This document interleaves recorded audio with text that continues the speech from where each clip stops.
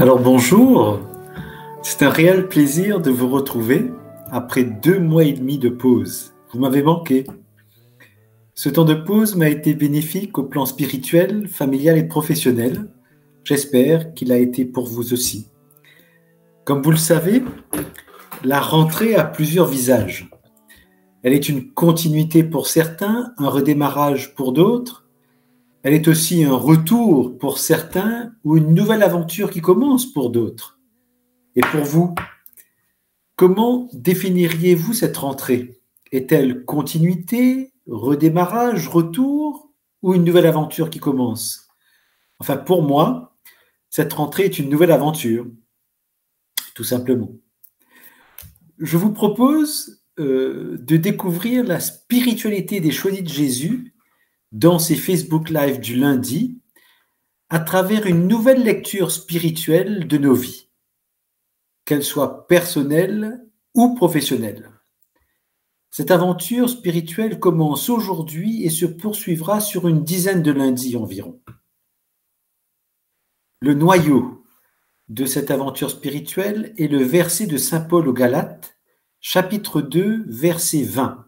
« Ce n'est plus moi qui vis, c'est le Christ qui vit en moi. » Alors aujourd'hui, le titre de ce premier Facebook Live est le suivant. Qu'ai-je à gagner ou à perdre à ce que ce ne soit plus moi qui vis, mais le Christ qui vit en moi?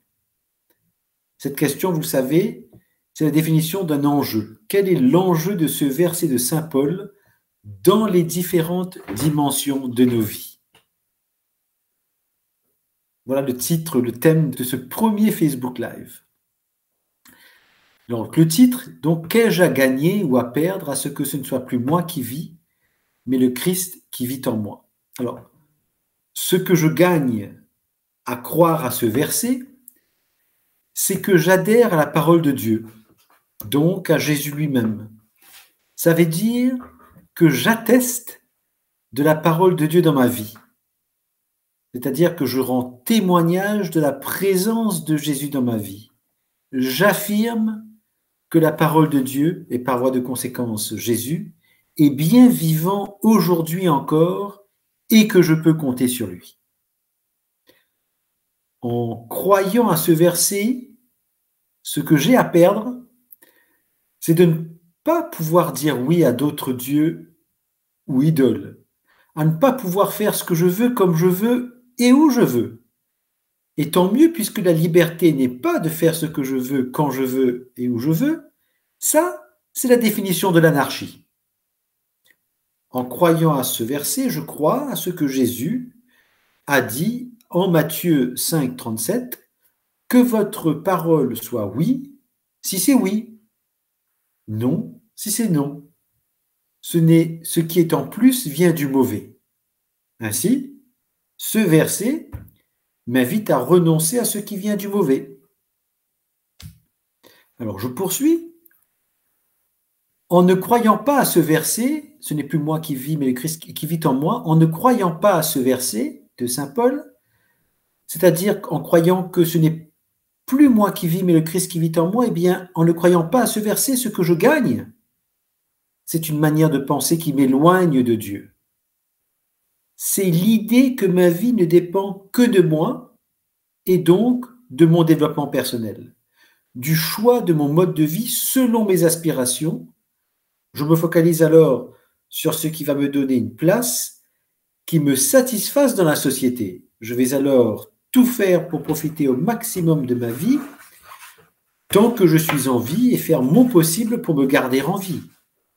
Car la vie, naturellement, je la connais, elle est très concrète et la mort est un accident inacceptable de la vie. Et quitte à vivre, autant la rendre la plus agréable possible, mon bien-être passant naturellement en priorité. Et ce bien-être, eh bien, je vais le chercher là où il se trouve, dans le pouvoir, dans le savoir et où l'avoir. En ne croyant pas donc à ce verset de saint Paul, cette manière de penser me pousse à remettre en question les réponses de Jésus au diable dans le désert. Souvenez-vous, Matthieu 4, 4, ce n'est pas seulement de pain que l'homme vivra, mais de toute parole sortant de la bouche de Dieu. Et en 4,7, tu ne mettras pas à l'épreuve le Seigneur ton Dieu. Et en 4,10, le Seigneur ton Dieu, tu adoreras et c'est à lui seul que tu rendras un choix. Voyez? Alors, en ne croyant pas à ce verset de saint Paul, ce que je perds, c'est l'aide de la communion des saints et des saintes du paradis. Ce que je perds, c'est l'aide des saints anges et en particulier les saints anges gardiens. Ce que je perds, c'est la rédemption de mes péchés par le Christ. Ce que je perds, c'est la vie de la grâce. Ce que je perds, ce sont les fruits de l'Esprit Saint. Ce que je perds aussi, c'est la communion au corps et au sang du Christ, et ainsi de suite. Dans la mesure où je me sens pleinement libre, lorsque j'aime et je suis aimé, il est logique que je privilégie la posture qui me conduira vers cette liberté. Et la seule posture dont la probabilité est la plus forte de me donner cette liberté est de croire à ce verset de saint Paul qui me dit que ce n'est plus moi qui vis, mais le Christ qui vit en moi. Je vous propose une justification à cela. Quand je dis que c'est le Christ qui vit en moi, qu'est-ce que cela signifie? Cela signifie que j'ai accueilli le Christ en moi. Est-ce un scoop? Bien sûr que non, puisque je suis baptisé et que par le sacrement du baptême, je suis devenu le temple de Dieu. En d'autres termes, Dieu habite mon cœur. Donc, c'est Dieu lui-même qui vit en moi. C'est l'amour qui vit en moi. C'est la divine volonté qui vit en moi. C'est la miséricorde divine qui vit en moi. C'est la paix du Christ qui vit en moi. C'est la joie du Christ qui vit en moi aussi. C'est le pardon divin qui vit en moi. C'est la lumière divine qui vit en moi. C'est l'Esprit Saint qui vit en moi. Et cette union est telle qu'elle ne peut se déployer que dans une relation intime entre le Christ et nous. Or, que se passe-t-il dans une relation intime? On se partage nos secrets, nos aspirations, nos désirs, bref, ce qui ne se dit pas sur la place publique. Cette union est si fusionnelle, puisque Jésus vit en moi et moi en lui, que son Sacré-Cœur devient mon cœur, et que ce sont les battements de son cœur qui font battre le mien, que sa respiration devient ma respiration, que son souffle devient mon souffle, que son précieux sang coule dans mon sang, etc. Ainsi, accueillir Dieu, c'est accueillir la foi. Quand nous accueillons Dieu en nous, nous accueillons tout de Dieu, ce qu'il est, son omnipotence, son omniscience et son omniprésence. La question pour nous, donc, est de savoir comment bénéficier de tout ce que Dieu met à notre disposition en nous. C'est-à-dire comment bénéficier de son omnipotence, de son omniscience et de son omniprésence dans toutes les dimensions de nos vies, qu'elles soient personnelles ou professionnelles. Nous ne pouvons dorénavant plus remettre en question sa toute-puissance, ni sa divine providence, ni sa parole. Le fait de l'accueillir ne remet pas en question ce qu'il est. Et ce n'est pas parce que nous avons de la misère à concevoir que cela puisse être possible que nous devions transformer l'idée que nous avons de Dieu pour le réduire à ce qu'il n'est pas, pour qu'il corresponde à ce que nous sommes capables d'accepter ou d'accueillir. Si nous faisons cela, nous réduisons Dieu. Donc, nous avons un choix à poser. Nous avons une décision à prendre lorsque nous récitons le credo. Je crois en Dieu, le Père Tout-Puissant, Créateur du ciel et de la terre, et en Jésus, son Fils unique, notre Seigneur, qui a été conçu du Saint-Esprit, est né de la Vierge Marie, a souffert sous Ponce Pilate, a été crucifié, est mort et a été enseveli, est descendu aux enfers, le 3e jour est ressuscité des morts et est monté au ciel. Il est assis à la droite du Père, d'où il viendra juger les vivants et les morts, et son règne n'aura pas de fin. Je crois en l'Esprit Saint, à la Sainte Église catholique, à la communion des saints, à la rémission des péchés, à la résurrection de la chair et à la vie éternelle. Quel est ce choix? Quelle est cette décision? Eh bien, Dieu est tout-puissant. C'est lui seul qui nous remet de nos péchés. C'est lui seul qui nous ressuscite de nos morts. C'est lui seul qui nous donne la vie éternelle. Écoutons Jésus nous dire ce que nous avons à gagner en croyant à ce verset. Les extraits des messages que je vais prendre viennent du volume 1 de Pour le bonheur des miens, mais choisis Jésus. Message 32. Je pourrais accomplir davantage, nous dit Jésus. Message 41. Je ferai agrandir tes charismes. Message 56. Est-ce que tu agis comme un homme de foi ou comme un homme du monde? Jésus nous pose des questions. Message 89. Est-ce que tu remets tout entre les mains du Père? Vous voyez, quand je crois que ce n'est plus moi qui vis, mais le Christ qui vit en moi, eh bien Jésus me demande, est-ce que tu remets tout entre les mains du Père? Message 120. Est-ce que tu me laisses te former et te transformer? Message 70. Est-ce que tu comptes exclusivement sur ta façon de penser, d'être et d'agir? Message 173. Est-ce que tu reconnais ton impuissance? Voyez, à travers ces quelques messages, Jésus soulève notre relation entre foi et pratique, comme l'exprime saint Paul en Galates 2,16. Saint Paul écrit que nous devenons justes par la foi au Christ et non par la pratique de la loi. La foi précède donc l'œuvre, c'est-à-dire l'action de faire. Qu'avons-nous à gagner à devenir justes par la foi plutôt que par nos œuvres? Message 199. La transformation de notre cœur n'est pas notre œuvre, mais celui du Père. Message 15. Devenir juste par la foi, c'est ajuster nos pensées à celles de Dieu. Poursuivons. Saint Paul en Galates 2,20 écrit ceci. Ce que je vis aujourd'hui dans la chair, je le vis dans la foi au Fils de Dieu qui m'a aimé et s'est livré lui-même pour moi. La foi au Christ est donc ce qui relie notre vie à son incarnation. Tout ce que nous vivons dans notre corps et jusque dans les plus petits détails de notre vie trouve sa correspondance dans l'incarnation de Jésus. Qu'avons-nous à gagner à relier notre vie à celle de Jésus incarné? Message 134. Nous gagnons à devenir l'amour incarné. Message 190. Qui, d'une manière communicative, se communique aux autres, même à notre insu. Message 200. Et nous relie les uns aux autres. Galates 2, 21. Il n'est pas question pour moi de rejeter la grâce de Dieu. La foi au Christ ouvre donc la grâce de Dieu. Est-ce que nous avons envie de vivre de la grâce de Dieu dans notre chair et jusque dans les plus petits détails de notre vie? Tel est l'enjeu de la foi.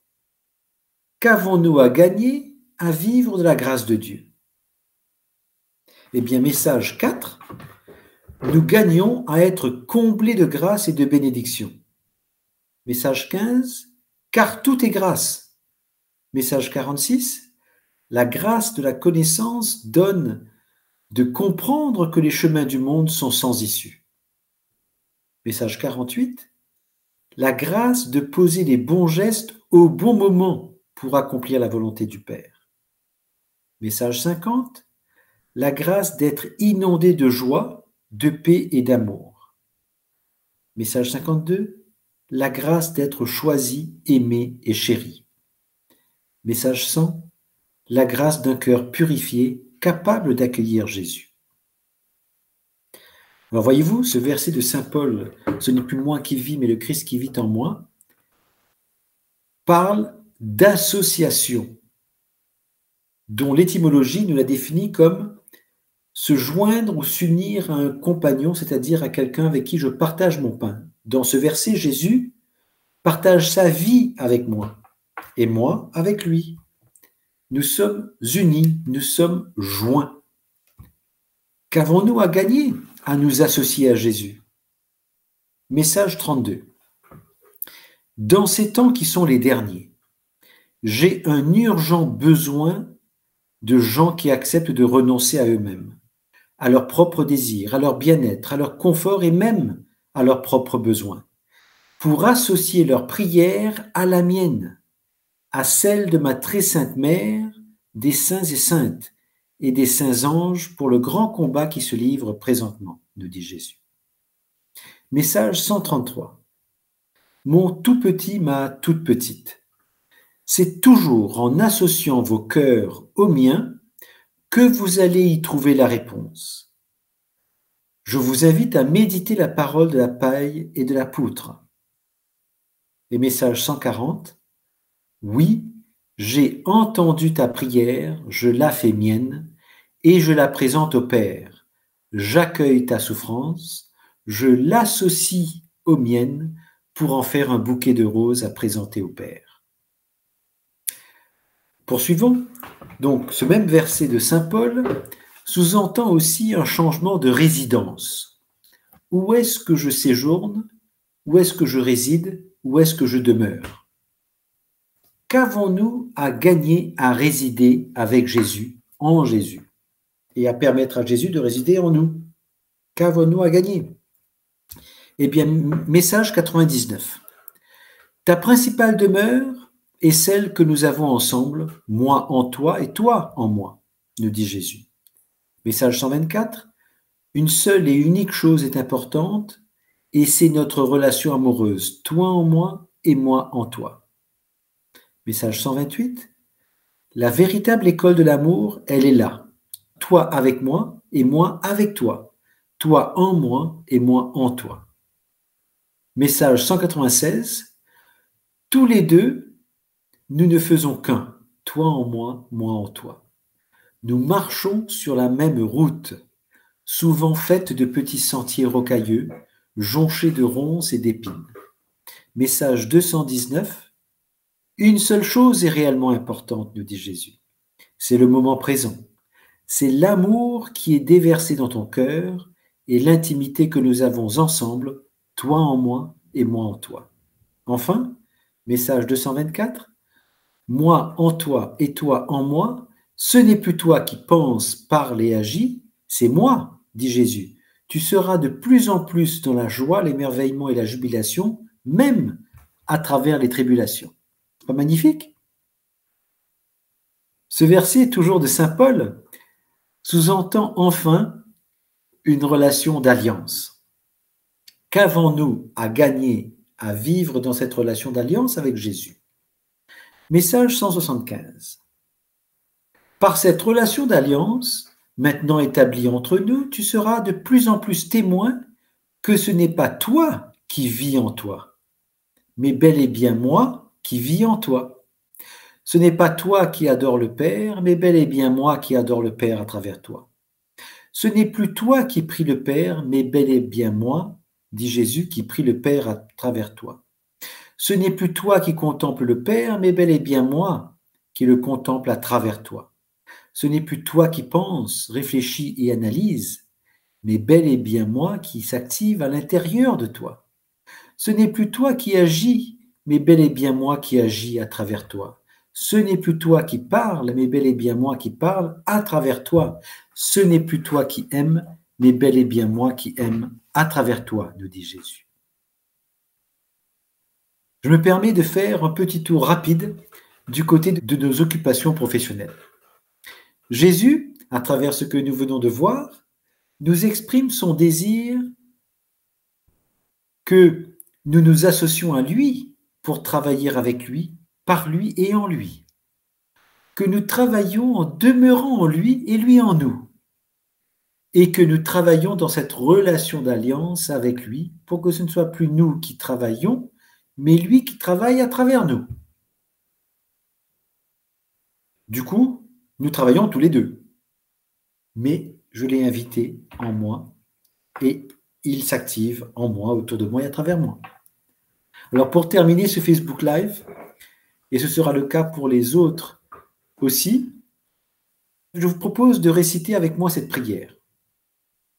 Si Nancy peut l'afficher, comme ça nous allons la réciter ensemble.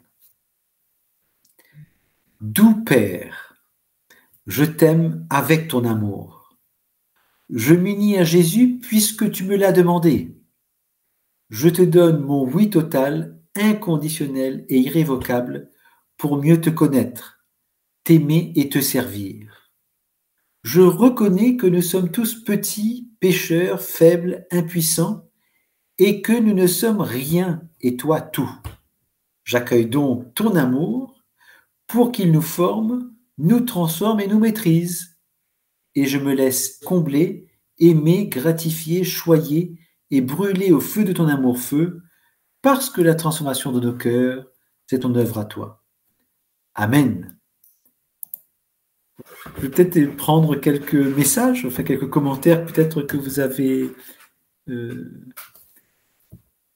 Alors, Espérance nous dit, Seigneur Jésus-Christ, donne-moi la grâce d'être amoureuse de toi. Tu es mon Dieu et mon Seigneur.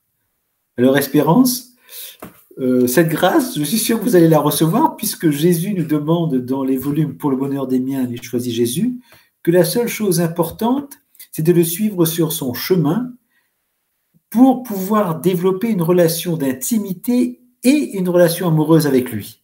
On ne pourra pas s'en passer. Demandons-lui la grâce, toujours, d'être de plus en plus amoureux l'un de l'autre. Merci, Espérance. Alors, Fabiola écrit « Merci, Seigneur, pour la grâce de cette belle aventure avec ce magnifique enseignement. Oui, Seigneur, merci pour ta présence en moi. » Alors, vous continuez aussi en disant « Et dans ma vie ». Merci, Guy, bonne soirée, bonne fête de la Croix glorieuse. Merci, Fabiola. Eh bien, écoutez, nous allons rendre grâce à Dieu pour cet enseignement, pour ces belles paroles, pour ce qu'il dépose dans notre cœur. Vous savez, l'Esprit Saint profite toujours pour nous faire entendre des choses dont nous avons besoin d'entendre, même si ça ne correspond pas exactement à ce que j'ai pu dire, mais voilà, c'est le jeu de l'Esprit Saint qui nous fait retenir ce dont nous avons besoin pour aujourd'hui. Rendons-lui grâce.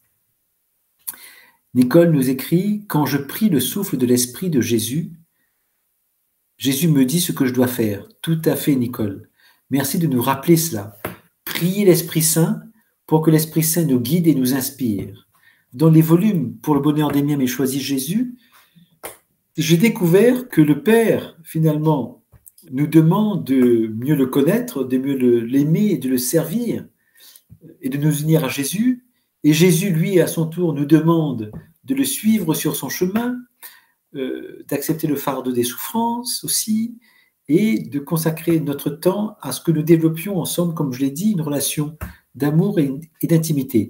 Et puis, l'Esprit Saint, lui, il est chargé de nous guider et de nous inspirer. C'est extraordinaire. Donc, demandons-lui de nous guider, de nous inspirer. Merci. Viviane écrit « Seigneur, je t'aime de tout mon cœur, de toute ma force et de tout mon esprit. » Et oui, Viviane, vous rappelez là le premier commandement. Tu adoreras ton Dieu de tout ton cœur, de toute ton âme, de toutes tes forces, de tout ton esprit. Et tu aimeras ton prochain comme toi-même. D'abord Dieu, ensuite nous, ensuite notre prochain. Pour que l'amour que le prochain va bénéficier soit un amour qui ait pris sa source en Dieu et que nous l'ayons accueilli pour qu'une fois accueilli, le Seigneur puisse l'envoyer rejoindre les autres, ceux et celles qu'il met sur notre route ou dans notre mission invisible. Vous savez, le ministère invisible dont parle Léandre. Merci. Merci beaucoup. Alors, Anise nous écrit « Moi, j'ai eu ma première rencontre dans son tombeau à Jérusalem. J'ai eu un cadeau spécial avec le Dieu puissant. Mon Dieu est vivant et très puissant pour nous sauver. » Merci Anise de nous rappeler aussi que nous pouvons aller en pèlerinage à Jérusalem et puis dans tout Israël. Merci de nous rappeler qu'il est bien là, encore vivant, Jésus. Et parfois, il nous faut accepter de sortir de nos propres tombeaux qu'est-ce que notre propre tombeau? C'est peut-être nos œillères, c'est peut-être aussi toutes nos croyances limitantes. Il faut que je fasse ceci, il faut que ça soit comme ça, il faut que ceci, il faut que cela. C'est peut-être aussi une certaine éducation, une certaine connaissance.